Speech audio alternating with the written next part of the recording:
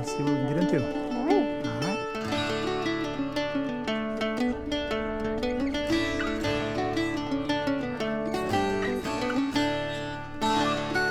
Good morning. Good morning. Welcome to day 5. We are on the train headed to Dublin today. So we just finished up breakfast at Esquire, which was great. And we're headed over to Dublin. We'll check into our hotel, and then we have an afternoon tea. Early day. Hopefully we get there quick. This was our breakfast from Esquire. I got the brunch bun with egg, bacon, hash brown, sausage, cheese, and house relish on a brioche bun. And Emily got the ham and cheese croissant. Also good.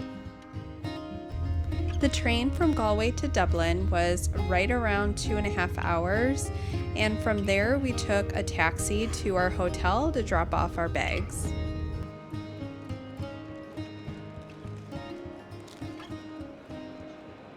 All right, checked into the Dean, and let me show you the room. We have a townhouse double. When you first walk in, you have the bed and a window. This bed is nice and plush, some nice linens, and a nice cushy pillow, which is great. Got an end table with outlets, another end table over here, in the window that opens, and this is our view. So they're doing a bit of construction to this. This is a brand new building that is adjacent to the main hotel, and this is their townhouse rooms. So a nice little courtyard down there, and then we have some snacks on the wall. Over here we've got the TV and a table with a fridge. Again, the fridge is filled with things for purchase. So we've got sodas, wine, liquors. And then up on the table we've got some water, radio, glasses, coffee, and the coffee maker. This is really the only area we have for storage. So I think we're gonna keep everything in our suitcases. But we got a few hooks there, and then a full-length mirror here. Hello. And Thomas just has his suitcase on the rack here. And then we've got a sliding door into the bathroom. I love the decorations in this room. The colors are really pretty. So I've got some towels on the wall, a nice long counter to put all of our toiletries, cute little lamps up there, toilet down below, and then the shower. So a nice rainfall shower. And they've got, it says Lake House, shampoo, conditioner, and body wash. So all checked into the Dean. The hotel is really pretty. I love the decor in here. We had the train ride. How did the train go for you? Long. It's a train ride. Yeah, no issues with the train. And then walking out of the train station, if you do want to get a taxi, you want to make sure to not leave where the trains are, but go right. Yeah, there's signs if you follow them. It'll tell you to turn right. But they're by the toilets on the way out of the train station. Yeah, but you don't want to go out to like the main area where it has, where the buses are, where all of the like coffee shops, that kind of thing is. You don't want to go out there. You want to just go directly to your right, and that's where the taxi stand is. In about an hour, we have afternoon tea on a double-decker bus. We're going to settle in, and we'll pick you up later. It is about a 15-minute walk from our hotel to the meeting point for our afternoon tea, going directly through St. Stephen's Green to get there. Such a beautiful walk. This used to be a private park, but in 1877, Sir Arthur Guinness bought the park, landscaped it, and gifted it to the people of Dublin. During the Easter Rising in 1916, there was a ceasefire here at the park to allow the groundskeeper, James Kearney, to feed the ducks.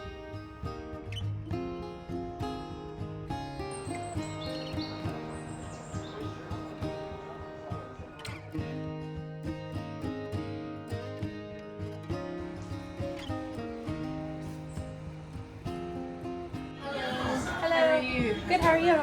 Good, thank you. What was your table number? 11. Perfect. So you're just over here at the top of the bus on the right hand side. Very top folks. Thank you. We are greeted with a tray full of delicious food. We have a variety of tarts and cakes at the top, and the bottom row has a ham and cheese sandwich, coronation chicken wrap, and the egg mayo sandwich. Then there is a menu here to choose your tea or coffee from, and a plate of clotted cream, butter, and jam for the scones coming later. We both got the Irish breakfast tea in these cute cups here.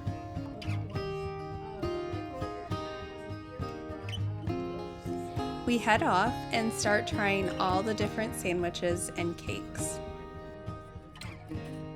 Now, the bus we are on, her name is Kitty, or Catherine, if you're feeling a little bit more fancy and formal. I mean, you have just met her after all. Now, she's a 1960s vintage route master, all the way from London, England. She's going to be taking care of us today.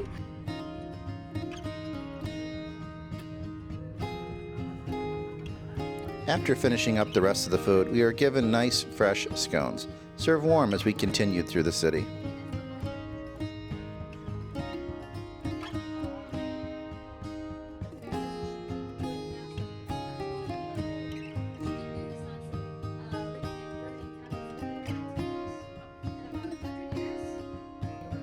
This is Phoenix Park, spanning over 1,700 acres. It's one of the largest city parks, twice as big as New York Central Park. This is the Guinness Storehouse. Arthur Guinness signed a 9,000-year lease for this property in 1759. The tour of the storehouse is one of the most popular activities to do here in Dublin.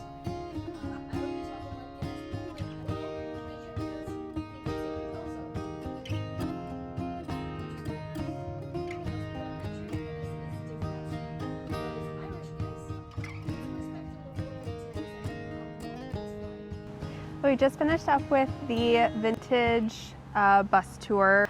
I really liked it. What did you think? It was all good food. It was fun. The people were nice.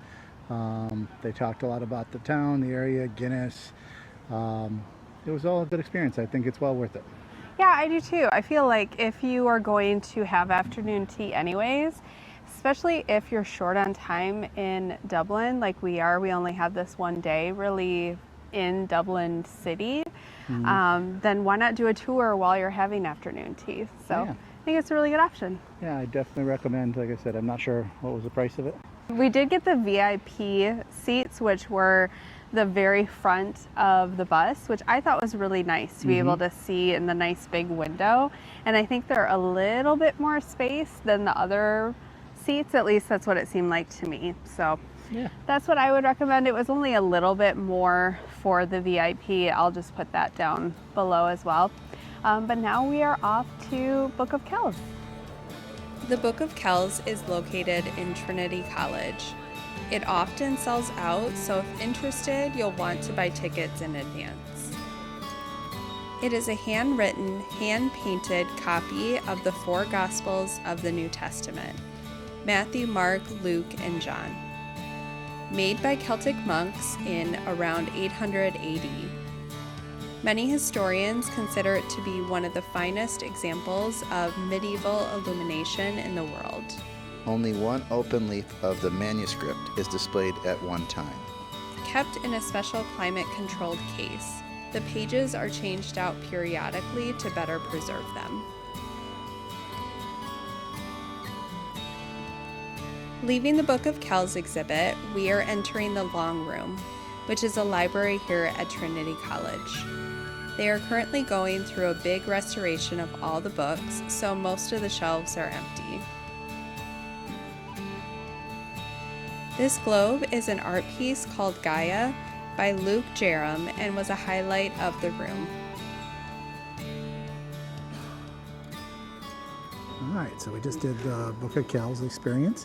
What'd you think? It was interesting. I don't think you would need to spend more than maybe 30 minutes. Yeah, it's definitely like the book page is kind of cool. The library, the problem is it was being refurbished, so not as cool for us not seeing all the books in there. Yeah, but the globe is still there, which is beautiful. Gaia, I think it's called. Yeah. But yeah, it was cool to see the history of it. I think if you're really into calligraphy, there was a lot of details on that. So if that's your thing, that's probably a good stop for you.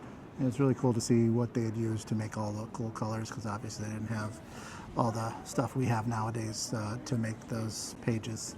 Yeah, they had to be a lot more creative for sure. Yeah. All right, well, we're going to walk around the campus now and see what we can get into. All right. All right. My name is George Salmon. I entered that front gate behind you when I was 14 years of age as a young mathematical prodigy, and I was carried out in my coffin 70 years later. By then, I was one of the great mathematicians of my era and had served as Provost of Trinity for 16 years until 1904, the year I died. My funeral was held in the chapel over there to my right. So this magnificent university has had me in its midst for over 180 years so far, since I died. Graduates have won Nobel Prizes for everything from unlocking the secrets of atoms and curing river blindness to writing some of the most profound plays of the 20th century. So enjoy your stroll around Trinity. As I like saying, we still have much to learn. Time for dinner now, and we are at the Rooftop restaurant of our hotel. They are known for their pizza, but we went with some different options.